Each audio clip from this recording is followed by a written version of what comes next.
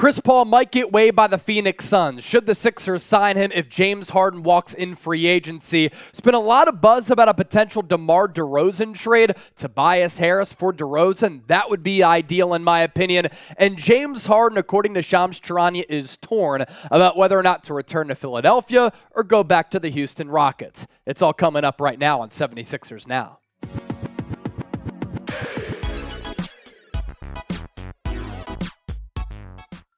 So there's a lot of craziness going on the Chris Paul front.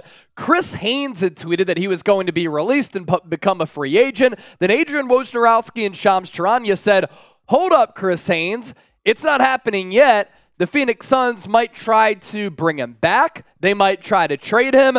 So there's a lot of confusion on this front as of right now, but we'll break it down for you. This was the tweet from Chris Haynes. Breaking news. So he approached this as a breaking news story that the Suns have notified star Chris Paul that he will be waived, making the future Hall of Famer one of the top free agents this offseason. And then Shams Charania said, sources, the Suns and Chris Paul are exploring multiple options, including a trade, stretching his contract, or waiving and re-signing him in free agency.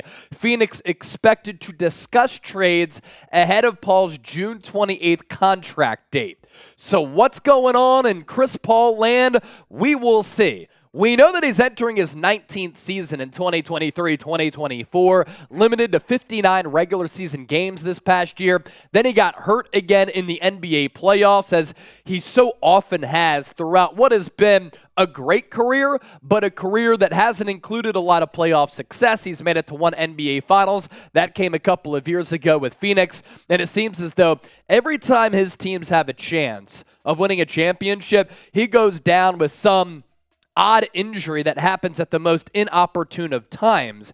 And if he does become a free agent, you know who's going to come calling? The Los Angeles Lakers. Could LeBron James team up with his banana boat brother in Chris Paul? Because the Los Angeles Lakers are certainly in need of a point guard. As for what Paul did this past year, 59 games played, as we said. The numbers, of course, starting to go down a little bit, but you give him 25, 30 plus minutes per night, he's really going to produce 14 points per game, nearly 9 dimes, still a really savvy defensive player, able to use his smarts on that end. And he is a commander. He is a general. And as he's gotten a little bit older, the three-point numbers actually aren't horrid. 37.5% is very good, and 44% from the floor. Over the last 4 years, he is aging well. Maybe he can credit that to him not eating any meat. I guess he's on that vegetarian diet. Who the hell knows? But his number's pretty consistent the last 2 years, hovering around 14 points per game, right around that 10, 11 assist mark. Good defensive player, as I said. In 2020, 2021, that's when Phoenix made it to the NBA Finals before losing to Giannis Antetokounmpo in the Milwaukee Bucks. He was awesome that year in the running for MVP, 16 points, 9 rebounds per game. He went to Phoenix that year and really helped to overturn what was a very lackluster culture for an organization that had not had a lot of playoff success. He also kind of ignited Devin Booker to a certain degree. And even when he went to the Oklahoma City Thunder, everybody thought that team was going to be garbage. They weren't, partially because of Chris Paul's production. So with CP3, if James Harden were to leave and Nick Nurse thinks that he can be an ideal replacement if Harden leaves, but also if Chris Paul is in fact waived, it is an interesting name out there that fits the bill of trying to win a championship over the next year or two. I'll tell you this, though. I've had my complaints about this Sixers offense moving slowly and methodically with Joel Embiid. CP3 is not going to help that. With him being a floor general, he likes to slow things up and operate at a very slow tempo, and I wouldn't really like that pace in today's NBA in which a lot of teams are gunning. So, should the Sixers sign CP3 if James Harden leaves? Y for yes, N for no. And I can guarantee you this. When and if the Sixers make a move about anything, trade into the NBA draft, a trade during this offseason, make a signing in NBA free agency, We're talking about it here on the show. It's Philadelphia 76ers now. 1, 2, 3, 4, 5 Sixers, but also 1, 2, 3, 4, 5 subscribe. James Harden, according to Shams Charania, is torn. He doesn't know what he wants to do. Should I go back to the Houston Rockets where I became a Hall of Fame player, won an MVP, had a lot of success with the team and individually, or instead of going back to Houston, do I return to Philadelphia where I probably have a better chance of checking that box that is missing in my Hall of Fame career? That's winning an NBA championship. Looks as though, seems as though Nick Nurse wants him back. What does Harden want to do? Here's what Shams had to say with Ryan Russillo on his podcast. I don't think he knows, as far as what I know about his mindset, I don't think he totally is there for his decision. We're less than a month out from free agency starting. I really think he's torn with the prospect of staying in Philadelphia or moving on to Houston potentially and returning back to his home. That's where his roots are. That's where his family is, of course. They've got upwards of $60 million in cap space to the Rockets. They can make even more money available, close to $70 million in cap space. And Shams went on to say a couple of players that the Rockets could target in free agency, a Dylan Brooks, another player who could make a splash in free agency to make that roster better. And they do have some solid young pieces on that team right now. Drafted Jabari Smith last year. I think he still has the opportunity to be one of the best players, if not the best player in that draft class alongside Paolo Banchero, and I like what they're building there, and Ime Udoka is there as well.